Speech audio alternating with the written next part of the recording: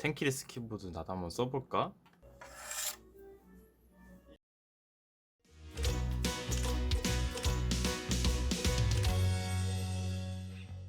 안녕하세요, 연디입니다.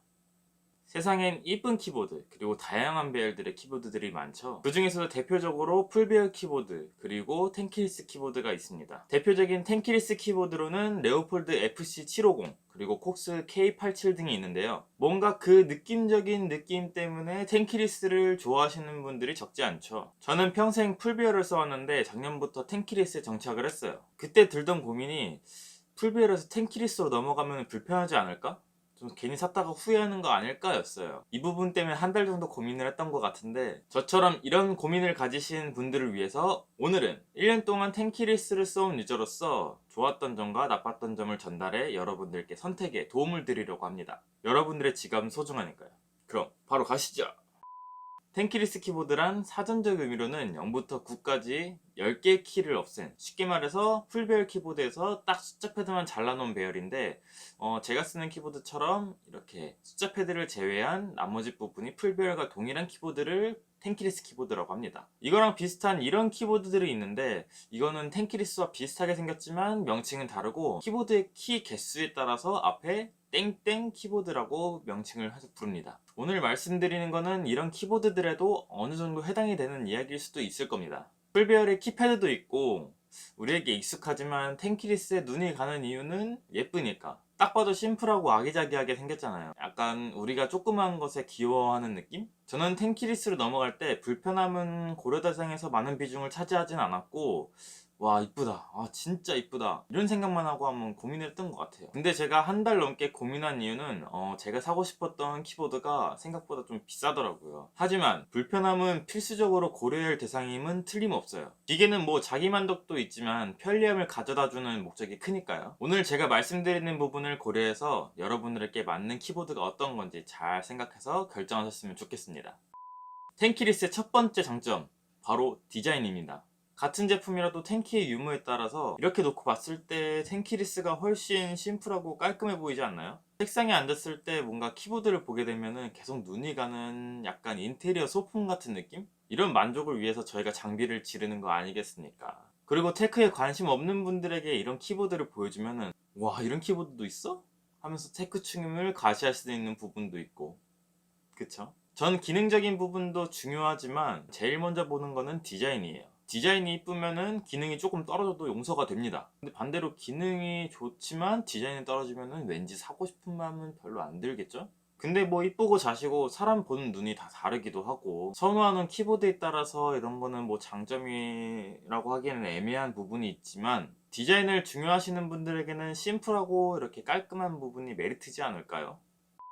자, 두 번째 장점, 바로 컴팩트한 사이즈입니다. 키패드의 유무에 따라서 이 키보드 크기가 생각보다 차이가 많이 나는데, 이 크기 차이가 가져다주는 장점이 굉장히 많아요. 일단 공간 활용에 굉장히 좋습니다. 제 장패드가 작은 사이즈긴 한데 보시면 이렇게 휴대폰을 둬도 공간이 굉장히 여유롭죠. 마우스가 움직이는 동선에 제한이 없어서 게임을 할 때도 좋고, 남는 공간에서 다른 작업을 충분히 할 수 있어요. 게다가 듀얼 모니터를 쓰시는 분들은 모니터 두 대의 동선을 같이 가져가야 되기 때문에 활동하는 동선이 굉장히 큽니다. 근데 풀배열 키보드로 두면은 굉장히 빽빽하겠죠? 뭐 책상에 컴퓨터만 하는 공간도 아니고, 책을 읽거나 공부를 하거나 다른 업무도 할 수 있는 공간이 되어야 하는데 그걸 도와줄 수 있고, 공간이라는 게 타이트하게 쓰기보다는 여유롭게 쓰는 게 좋잖아요. 제가 텐키리스 키보드로 바꾸고 난 뒤 가장 만족했던 부분이에요. 이건 좀 개인적인 부분의 만족감인데, 직장에 가시면은 사무실에서 대부분 풀배열 키보드를 쓰시잖아요. 집에 와서까지 이런 키보드를 쓰면 좀 사무실 느낌이 좀 없지 않아 있는 것 같았는데, 이 컴팩트함이 사무실과는 다른 분위기를 내줘가지고 이 책상이 나만의 공간이라는 느낌, 그리고 힐링하는 느낌, 이런 것도 어느 정도 있어서 좋았던 것 같네요. 그리고 짧은 동선도 장점이에요. 키보드를 한 손으로 치시는 분들은 없겠죠? 마우스를 사용하다가 키보드를 칠 일이 있으면 이렇게 마우스에 있는 손을 가져와서 이렇게 두 손으로 치잖아요. 이 동선이 짧아져서 굉장히 좋습니다. 이게 뭐 장점이야? 하지만 컴퓨터는 대부분 한 자세로 오래 사용하기도 하고, 풀배열 키보드가 원래 대중적이니까, 원래 당연하니까 그렇게 받아들이는 거고, 우리가 의식을 안 해서 그렇지 키보드에서 이렇게 왔다 갔다 할 일이 굉장히 많거든요. 작업할 때도 그렇고 이게 은근 체력 소모가 있더라고요. 혹시 나만 그럼 거 아니죠? 게임 하시는 분들 또 게임하다가 채팅 치셔야 되잖아요. 특히 롤 할 때. 우리 편이 트롤하면은 또 채팅 치실 거잖아요. 그럴 때 풀배열 키보드를 쓰는 상대보다 내가 0.1초라도 먼저 채팅을 쳐서 범인을 찾을 수 있는 유리한 환경을 만들 수 있습니다. 자세하니까 또 생각나는데 일반적으로 사용할 때도 자세의 차이가 있습니다. 풀배열 키보드를 사용할 때 자세는 이렇게 양팔이 살짝 벌려져 있는 자세로 사용하게 되고, 텐키리스는 그것보단 좀 오므려서 사용하게 되는데, 이건 뇌피셜이지만 운동 같은 것도 신체 가동 범위가 이렇게 크면 클수록 힘이 들고 불편함을 느끼잖아요. 그게 일반적인 자세에서도 적용이 될 거라고 생각하는 사람 중 한 명인데, 그런 부분에서는 좀 이점이지 않을까요? 이건 신체적 구조에 따라서 편한 정도는 다를 거예요. 근데 저는 이 텐키리스 키보드를 사용했을 때 자세가 저한테 더 편하고 잘 맞아서 장점이라고 생각을 했는데, 여기에 감이 안 오시는 분들은 키패드 쪽에 마우스가 있다 생각을 하시고, 이 자세로 좀 오래 있어보면 살짝이라도 감이 오지 않을까요? 이 텐키리스 키보드는 대부분 이제 기계식 키보드로 출시가 많이 되는데, 칩캡과 축이 분리되는 형식이다 보니까 오랫동안 사용하면 안에 이물질이 많이 들어가서 더러워질 때마다 청소를 해줘야 되는데, 그럴 때 일단 빼야 되는 키캡 수가 적어집니다. 귀찮음이 줄어든다는 거죠.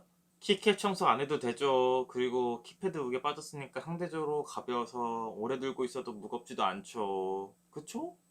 컴팩트함이 가져다주는 장점이 꽤 많네요. 하지만 제가 말씀드린 부분에 와닿지 않는 분들도 계실 거고, 말씀드린 게 정말 사소해 보일진 몰라도 이게 오랫동안 사용하다 보면은 장점으로 다가올 수도 있다고 생각을 해서 꼽아봤습니다.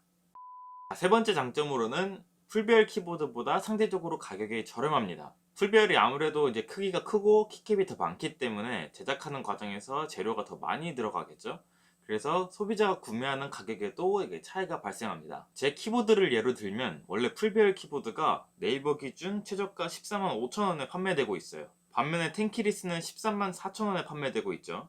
약 11,000원 차이입니다. 이 돈이면 국밥 한 그릇 싹 말아먹고 커피 한 잔 딱 때리고 할 수 있는 금액인데 말이죠. 물론 제가 사용하는 키보드에는 이렇게 가격의 차이가 있지만 모든 제품에 해당되는 건 아니고 동일한 가격으로 판매되는 것들도 있습니다. 내가 사고 싶은 키보드가 이렇게 텐키리스, 풀배열 두 가지 버전으로 판매되고 있다면은 상대적으로 가격이 저렴한 텐키리스를 구매해보는 것도 좋은 선택이 되겠죠.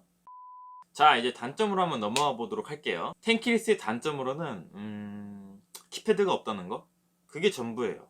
그게 전부이자 굉장히 체감이 많이 되는 거고, 굉장히 큰 부분으로 다가올 수 있다는 거. 앞서 말씀드린 장점이 많기는 하지만 그걸 싹 잊게 해버리는 가장 큰 단점이죠. 많은 분들이 이것 때문에 고민을 하실 거라고 생각합니다. 왜냐?